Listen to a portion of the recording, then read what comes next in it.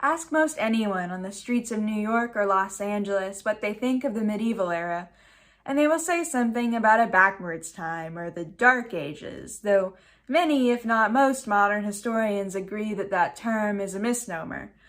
Even if you paid attention in history class, in America, it's unlikely that you spent more than a chapter of your world history course on the medieval period. It's even less likely that you read anything written during the Middle Ages for school, other than perhaps some lines of the Magna Carta, some carefully selected pieces of the Canterbury Tales, and a modern English translation of Beowulf. The lack of familiarity with the reality of the time induces a commonly held belief that nothing of substance happened during this period of about 1,000 years. So when you think of philosophy, your mind probably goes to ancient Greece and the likes of Plato and Socrates, or maybe some more recent folks like Nietzsche and Kierkegaard. Never would you think of a medieval setting. This may be because much of medieval philosophy is disguised as theology. Men like St. Anselm of Canterbury, Bonaventure, and John Wycliffe were all religious men first and philosophers second. But that's simply how the medieval mind worked. The world was theocentric, with the Roman Catholic Church at the height of its power. The greatest thinkers of the age were tasked with the reckoning of the sacred and the secular, resulting in some of the most famous arguments for the existence of God ever put to paper, or rather parchment. And these great thinkers affected the cultural landscape of the time, their wisdom seeping down into the day's artistic expressions. The popular wisdom of the modern and postmodern periods can be seen in the most well-known poems and songs created within that time. An earlier example would be Robert Herrick's To the Virgins to Make Much of Time. Many first heard Robin Williams as the inspiring John Keating say, "Gather ye rosebuds while ye may," in the hit 1989 film Dead Poets Society, and were introduced to the classical concept of carpe diem, or seize the day. From Robert Herrick's 17th century to the 21st, the general consensus has remained the same. The poems and songs and movies and books tend to reflect the same sentiment of squeezing what you can out of life before it's too late. A more modern example would be Tim McGraw's Live Like You Were Dying. The subject of the chart-topping country song, faced with the revelation of a chronic illness which leaves him with little time to live, goes skydiving, Rocky Mountain climbing, and 2.7 seconds on a bull named Fu Manchu. These are all common items on the modern bucket list, which is in itself a 21st century neologism. Though the speaker goes on to say he loved deeper and spoke sweeter as a result of his imminent death, it deserves notice that the first things the man mentions are experiential and largely personal. That is, they have no effect on anyone outside of the speaker himself. Be that as it may, no one would accuse the speaker of selfish behavior. He's dying and should be using the time he has left to shove as many experiences as he can into his last hours, right? Isn't that the logical response? The response any reasonable person would have? In a society that tends to focus on the experiences of the here and now, it's understandable that someone wouldn't be familiar with the thoughts and ideas of those who have been gone for many centuries. How are they different? How are we the same? Could we learn anything valuable by taking in the perspective of those who have gone before? To delve into what might be learned from the poets of the past, it seems fitting to begin with a piece that is expressly didactic.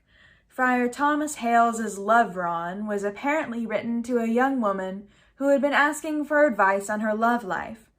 One of the first things he says to her is, "This world's love is but a stuporous distraction." He doesn't beat around the bush. He comes right out and declares romance to be frivolous. And he does this for a reason. Before even the halfway mark of the poem, Friar Thomas shifts his focus from belittling the love of men to advertising the availability of a mysterious eligible bachelor. This man is of good cheer and true trust. He is strong of heart.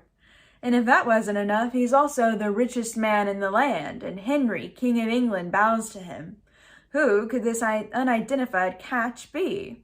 Well, it's none other than your Lord. Why waste time on dirty mortal men when you could have Jesus Christ as your eternal sweetheart? In this way, Friar Thomas has done something quite opposite to the modern sentiment. He advises rejecting the offerings of this world in favor of something of an eternal nature in the face of the transient nature of things. Even Herrick said, "And while ye may go marry," insinuating that you should enjoy the things of this world while you can.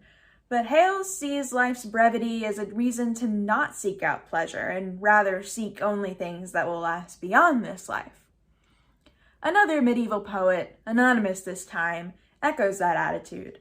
The poem is titled in Latin, Ubi sunt qui antes nos fuerunt, and is a part of a larger tradition of poetry based on the same theme, that everything on earth is impermanent. The poet wonders where those that were before us have gone, those that led hounds and carried hawks and owned field and forest. He wonders where the laughter and song have gone. He reveals then that those people of wealth now lie in hell together.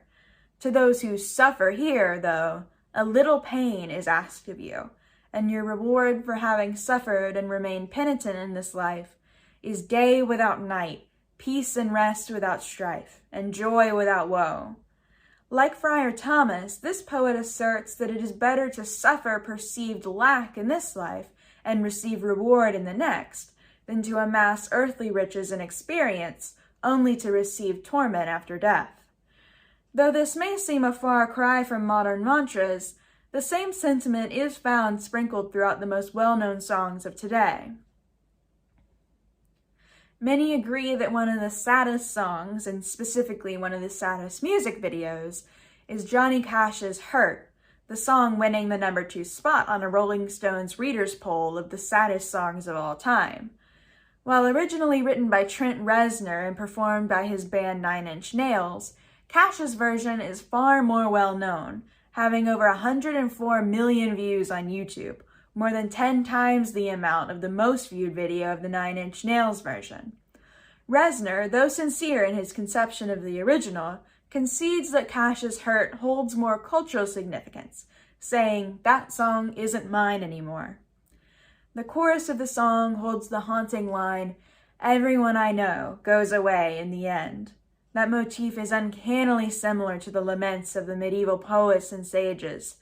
The music video incorporates images of a lavish feast of indulgent foods and wine, echoing the Ubi sunt poet's description of aristocrats who ate and drank and made themselves glad. But the most striking parallel is between the line, "You could have it all, my empire of dirt," and an extremely brief 6-line medieval poem which warns that all the world's joys cannot help you when the turf is your tower. Over almost 1,000 years of human experience from the High Middle Ages to the present, we've changed. We have medicines and machines undreamt of by those a millennium or elder. We can communicate with people on the other side of the world and touch the very moon in the sky. We are different, but perhaps not so completely as we wish to believe.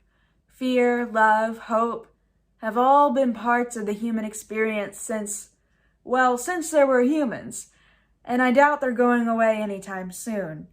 So if we all deal with the same feelings and dreads, shouldn't we at least listen to what others have to say about handling them? Those around us today, as well as those who are long gone.